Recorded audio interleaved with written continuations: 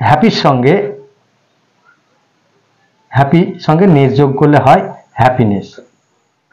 Hi friends, welcome back to my channel MS English Learning. Hope you are all fit and fine. So friends, today we are going to learn abstract noun.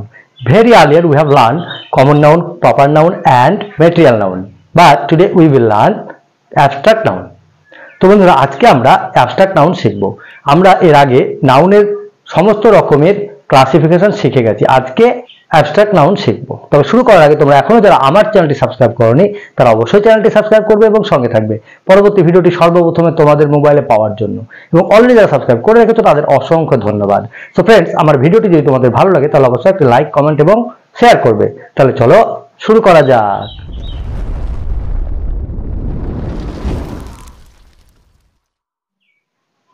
So friends, আজকে আমরা abstract noun শিখব। নাউনের যে 5টি ভাগ আছে সেই 5টি ভাগের মধ্যে আমরা অলরেডি 4টে শিখে গেছি। তোমরা এখনো যারা জানো না তারা চাইলে আমার চ্যানেলে ভিডিও দেওয়া আছে, দেখতে পাবো, তাহলে একদম সহজে শিখে যাবে। আজকে শিখব অ্যাবস্ট্রাক্ট নাউন। তাহলে চলো দেখে নিই। সো ফ্রেন্ডস, আজকে আমরা অ্যাবস্ট্রাক্ট নাউন শিখব। তবে অ্যাবস্ট্রাক্ট নাউন শেখার আগে আমাদেরকে জানতে হবে নাউন সম্বন্ধে। নাউনটা কি?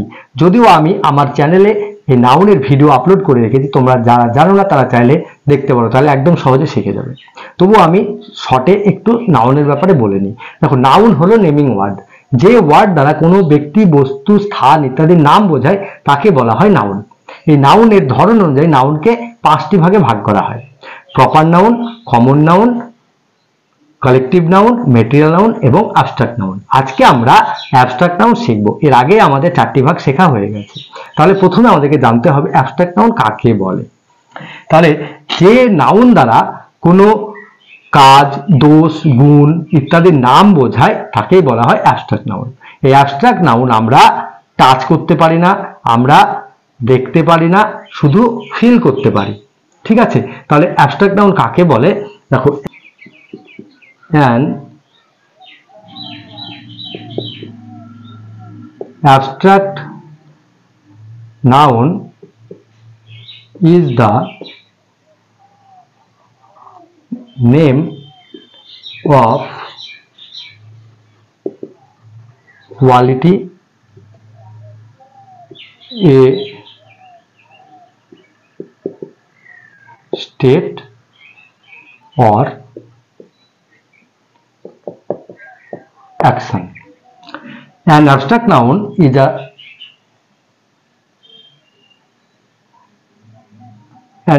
noun is the name of quality, a state or action.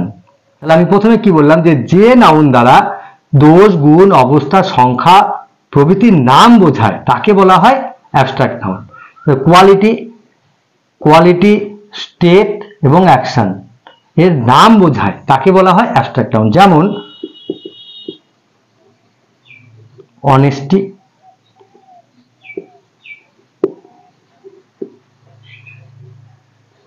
Childhood, লাভ। তো অনেস্টি হলো কি? গুণ, এটা গুণবাচক। চাইল্ডহুড এটা অবস্থান, তাহলে কি হলো? এটা হলো স্টেট, এটা হলো কোয়ালিটি, আর লাভ হলো অ্যাকশন, এটা হলো ভালোবাসা। ঠিক আছে? তাহলে বোঝা গেল অনেস্টি মানে সততা। তো সততা কি? একটা গুণের নাম। চাইল্ডহুড মানে কি? বাল্যকাল, একটা অবস্থার নাম। লাভ হলো কি? ভালোবাসা, একটা কাজের নাম।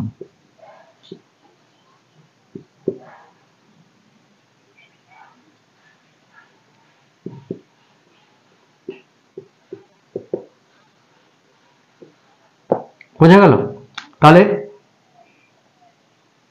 অ্যাবস্ট্রাক্ট নাউন সম্বন্ধে আশা করি একটা ধারণা হলো যে অ্যাবস্ট্রাক্ট নাউন হলো দোষ, গুণ, অবস্থার নাম বোঝায় যে ওয়ার্ড দ্বারা তাকেই বলা হয় অ্যাবস্ট্রাক্ট নাউন। এই অ্যাবস্ট্রাক্ট নাউনের আগে কখনো আর্টিকেল ইউজ হয় না, এরা সবসময় সিঙ্গুলার, কারণ একে আমরা গুনতে পারি না। ঠিক আছে? এটা হচ্ছে আনকাউন্টেবল, মানে এটা শুধু আমরা ফিল করতে পারি, একে চোখেও দেখা যায় না, একে টেস্টও করা যায় না। ঠিক আছে? We can just feel it, can't touch or taste it. Okay? তাহলে আশা করি বোঝা গেল। এবার দেখো কিছু অ্যাবস্ট্রাক্ট নাউন আমি বলছি, এগুলো হলো উদাহরণ যেমন অনেস্টি অলরেডি দিয়ে দিয়েছি, চাইল্ডহুড, বয়হুড, ঠিক আছে, এই ধরনের। তারপরে তোমার হচ্ছে ফ্রেন্ডশিপ,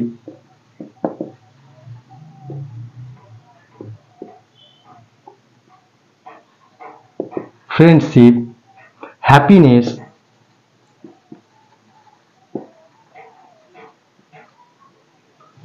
ইম্পর্টেন্স,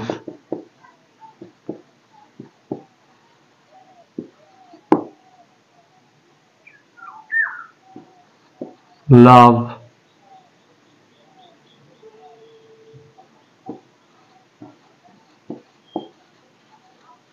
poorness,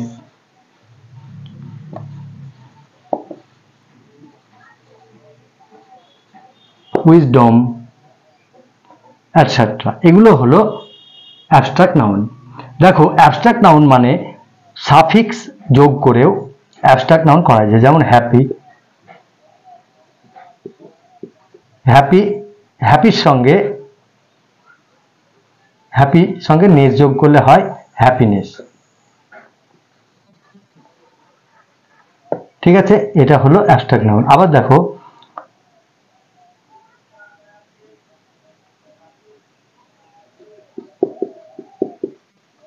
ফ্রেন্ডের সঙ্গে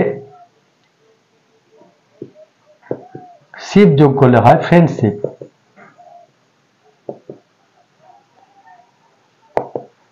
ঠিক আছে। তাহলে সাফিক্স যোগ করে অ্যাবস্ট্রাক্ট নাউন করা যায়। সো ফ্রেন্ডস, আজকে আমরা অ্যাবস্ট্রাক্ট নাউন শিখলাম। তোমরা এটা ভালো করে প্র্যাকটিস করবে এবং বুঝে নেবে, তাহলে আর কোনো অসুবিধা হবে না। ভালো থাকবে, সুস্থ থাকবে, দেখা হবে নেক্সট ভিডিওতে। টাটা।